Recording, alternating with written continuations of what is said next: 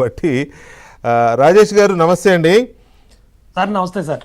రాజేష్ గారు, తెలుగుదేశం పార్టీ మీకు మీ మీ స్థాయి అంటే ఈ రీసెంట్గా పార్టీలోకి వచ్చిన వాళ్ళు కానీ కొంచెం యంగ్స్టర్స్కి కానీ శిక్షణ ఇస్తోంది కదా, ఈ శిక్షణ మీకు ఎందుకు అవసరం? ఏ పార్టీలు ఇలాంటి పనులు చేయవు, చాలా తక్కువ పార్టీలు చేస్తూ ఉంటాయి. సార్ వికే గారు, ముందుగా మీకు అలాగే ప్యానెల్లో ఉన్న పెద్దలకి ఏబిఎన్ ప్రేక్షకులకి హృదయపూర్వక నమస్కారం. మేము అంటే నేను పార్టీలో నేనున్నది కూడా, నేను జాయిన్ అయింది కూడా చాలా తక్కువ సమయం అయిందండి. అంటే 2023లో జాయిన్ అయ్యాను సార్ నేను. అంటే పార్టీలో మేము జాయిన్ అయ్యేటప్పటికి మా మాట తీరు, మా విధానం వేరేగా ఉండేదండి. పార్టీలో జాయిన్ అయిన తర్వాత ఎవరైతే ఈ పెద్ద ఆయన చంద్రబాబు నాయుడు గారు ఉన్నారో, ఆయన ప్రతి ఒక్కరితోటి ఆయన మాట్లాడతాడండి. పార్టీలో ఉన్న ఆయన చిన్నోడు లేదు, వయసు పెద్దోడు లేదు, తెలివైనోడు లేడు, మేధావి లేదు, చదువుకోలేనోడు లేదు, అందరితోనూ కూడా ఆయన మాట్లాడతారండి. ఒక్కసారి మనం ఆయనతో మాట్లాడి ఆ మాటలు విన్న తర్వాత మనకు ఆయన మీద కలిగే మొట్టమొదటి నాకు అనిపించిన భావన ఏంటంటే, ఈయన ఒక అరుదైన వ్యక్తి అనిపిస్తారండి. ఫస్ట్ అంటే అన్ని క్వాలిటీస్ ఏదో డిఫరెంట్గా ఉంటాయి. పొద్దున్న 8 గంటలకు కూర్చున్నాడు అంటే రాత్రి 10 అయ్యేదాకా కూడా ఆయన టోన్ మాట్లాడుతుంటే మొత్తం రీసౌండ్ వస్తూ ఉంటుందండి. మనం మాట్లాడలేం, గొంతుపోద్ది. వెళ్ళిన ప్రతి ఒక్కరితోనూ కూడా అంతే ప్రేమగా, అంతే మనం చెప్పిందంతా వింటాడండి ఆయన. ఇప్పుడు జనరల్గా ఆ స్థాయి వ్యక్తులు 2 మాటలు మాట్లాడిన తర్వాత ఆయన చెప్పాల్సిన డేషన్ చెప్పేస్తాడు. కానీ ఈయన మాట్లాడిన మనం చెప్పే బాధ, మనం చెప్పే ఆ వివరాలన్నీ కూడా ఆయన వినడం కానీ, ఆయన తిరిగి రెస్పాండ్ అయ్యే విధానం కానీ, ఆయన చూసిన తర్వాత జనరల్గా చాలామంది ఆయన చూసాక ఆయనతో మాట్లాడాక మారుతారండి. అయితే ఇప్పుడు ఈ క్యాడర్ క్యాంపులు ఏవైతే ఉన్నాయో ఇవి ఏదో ట్రైనింగ్ చెప్తున్నారు అనగానే ఏదో మార్ఫింగ్ ఎలా చేయాలను, లేకపోతే ఫేక్ అకౌంట్లు ఎలా క్రియేట్ చేయాలను, లేకపోతే అవతల ఆడవాళ్ళని ఎలా చేయాలనేది కాదండి. ఇది కంప్లీట్గా ఏంటంటే ఒక ప్రవర్తన, ఒక వ్యక్తిత్వం మార్చడానికి మనం ఎలా మాట్లాడాలి, ఒక లీడర్గా ఉన్నప్పుడు లీడర్ ఎలా బిహేవ్ చేయాలి. ఇప్పుడు నారా లోకేష్ గారు వచ్చారు, ఆయన యువగాళంతో యువతలో ఒక గొప్ప మార్పు తీసుకొచ్చాడండి. ఆయన ఎవరో అవునన్నా కాదన్నా కూడా ఈ రోజున తెలుగుదేశం పార్టీకి యువత ఎంత భారీ స్థాయిలో ఆకర్షితులు అవడానికి, రాజకీయాల పట్ల ఎంత ఇంట్రెస్ట్ చూపించడానికి కారణం నారా లోకేష్ గారు యువగాళం నుంచే స్టార్ట్ అయిందండి.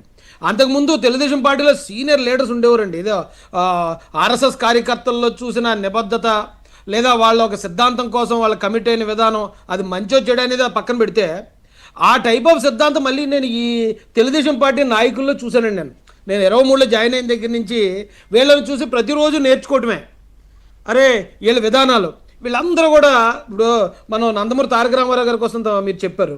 నందమూరి తారక రామారావు గారి గురించి నిజానికి మాకు తెలియదు ఎవరికైనా, మేము కొత్తగా రాజకీయాల్లోకి వచ్చిన వాళ్ళం. కానీ ఆయన గొప్పతనాన్ని మాకు తెలియజేసింది మాత్రం నారా చంద్రబాబు నాయుడు గారండి. ఎందుకంటే నేను గమనించినప్పుడు చంద్రబాబు నాయుడు గారికి ఆయన వయసులో ఉన్నవాళ్ళు కూడా, అంటే ఆయనకి 1 సంవత్సరం 2 సంవత్సరాల వయసు డిఫరెన్స్ ఉన్నవాళ్ళు ఆయన పాదాలని తాకి ఆశీర్వాదం తీసుకోవటం మేము జాయిన్ అయిన కొత్తలో 2-3 సార్లు చూసి షాక్ అయ్యానండి నేను.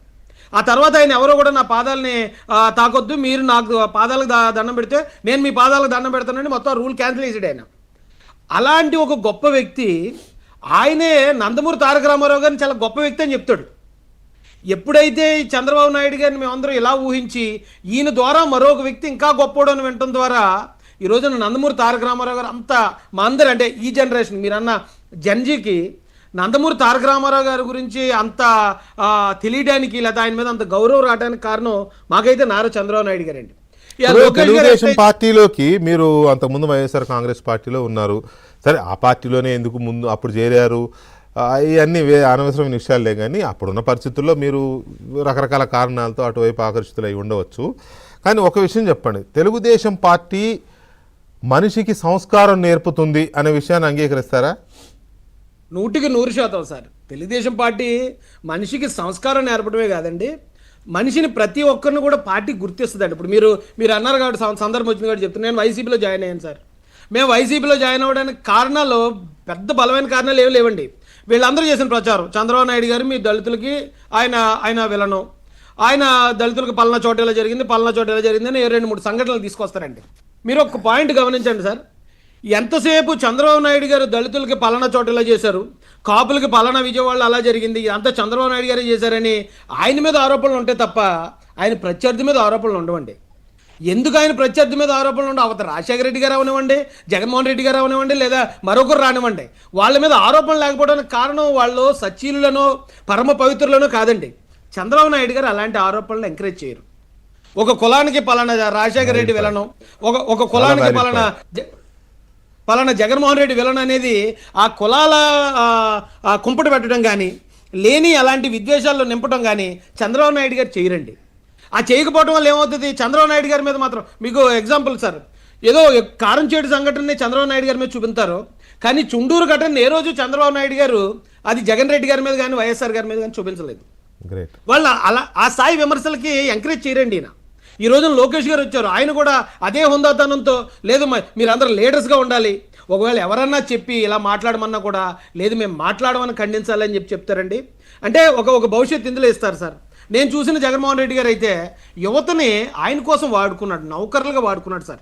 ఇది చెప్పడానికి కొంచెం బాధ అనిపించినా కూడా ఓ పేటీఎం కార్మికులుగాను, లేదా వాళ్ళు సోషల్ మీడియాలో ఎవరైతే ఫేక్ పోస్టులన్నీ క్రియేట్ చేసి మాట్లాడతారో వాళ్ళనే 5,000 రూపాయల జీతానికి వాలంటీర్లుగా వాడుకోవటం, వాళ్ళకి ఫిష్ మార్ట్లో లేకపోతే ఇంకోటి ఏది ఇచ్చి నేను ఏదో గొప్పగా చేశానని చెప్పడం అనేది ఆయన దగ్గర చూశాను.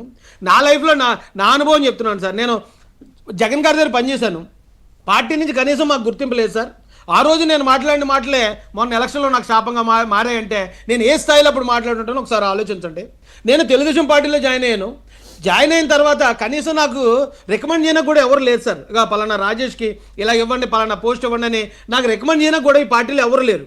అయినా కానీ చంద్రబాబు నాయుడు గారు నన్ను రాష్ట్ర అధికార ప్రతినిధిని చేసి మెయిన్ కమిటీలో తీసుకున్నాడు సార్. నాకు వెనక ముందు ఎవరు లేరు, అంటే నా వెనకాతలో ఉన్న నా మహాసేన తమ్ముళ్ళు తప్ప. అలాంటి నన్ను ఏదో ఎస్సీ స్టీరింగ్ కమిటీ సభ్యుడు అన్నారండి, అంటే మినిస్టర్లతో సమానంగా.